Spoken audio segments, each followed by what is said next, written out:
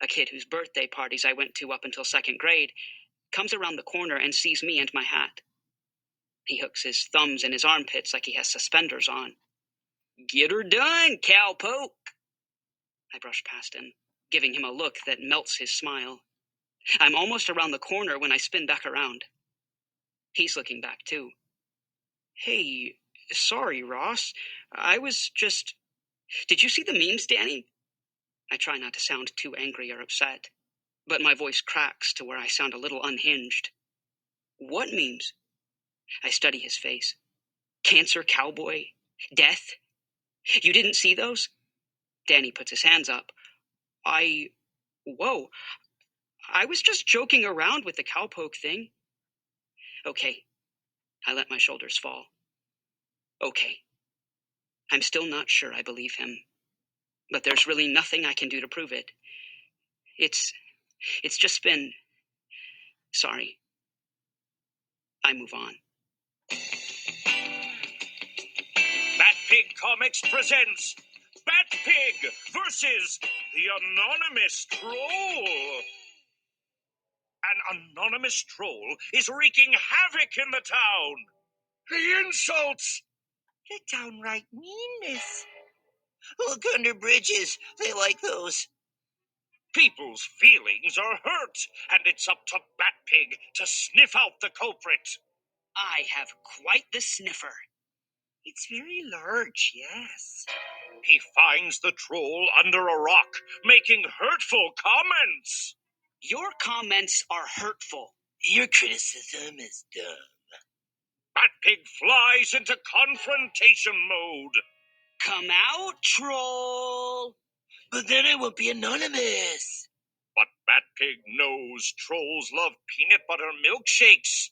He mixes one up in a blender. Is that Jeff? I'm coming out. The troll, no longer anonymous, is shamed into being nicer. Batpig wins again. Oh, man. This is generic peanut butter. "Yes.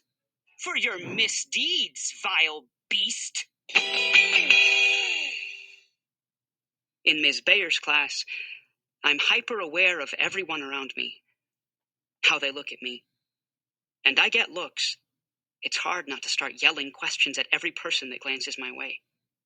I'm mulling it over and getting more and more irritated when Jimmy drops into his seat beside me.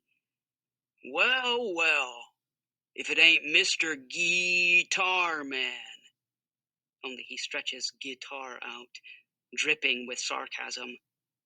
He's chomping on his gum, his open spit jar in hand, and the area around his mouth is glistening in a way that makes me feel queasy. "You gonna favor us with a tune, Guitar Man? Gonna play us a little ditty?" He's talking loud enough for the whole class to hear. Sarah turns her head just enough that I can tell she's listening. And she's not the only one. The room is all ears. I feel steam boiling up in my head as I picture that stupid cartoon of death with my name on it. Death waiting for me. Jimmy shakes his head as he chomps away like a cow. Looks around at the class. "Little Rossi thinks he's some kind of fancy musician. Maybe if we're really good, he'll..." Something snaps inside my head. With one quick move, I whip my language arts book at Jimmy. It hits him hard in the neck. A ball of gum the size of a softball flies out of his mouth with an audible phoot. His eyes go wide, and he makes a loud noise like gack. The bottle falls from his hands and clacks loudly on the ground, spilling spit everywhere. "Shut up, Jimmy! Shut your face!" I'm leaning across the aisle, whisper shouting at him. "Did you make those photos? I know it was you, you big stupid...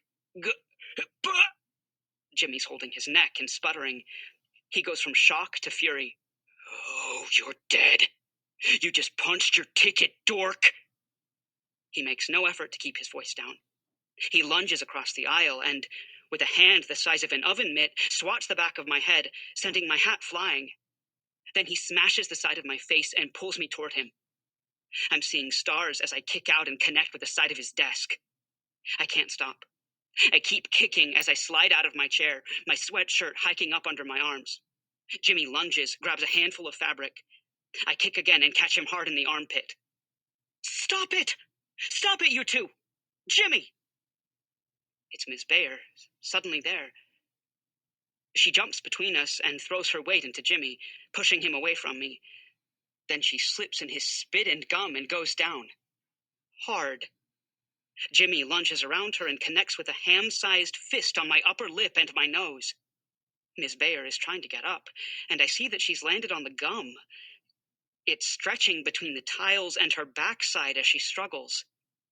I can feel the emotions climbing my throat like a lump.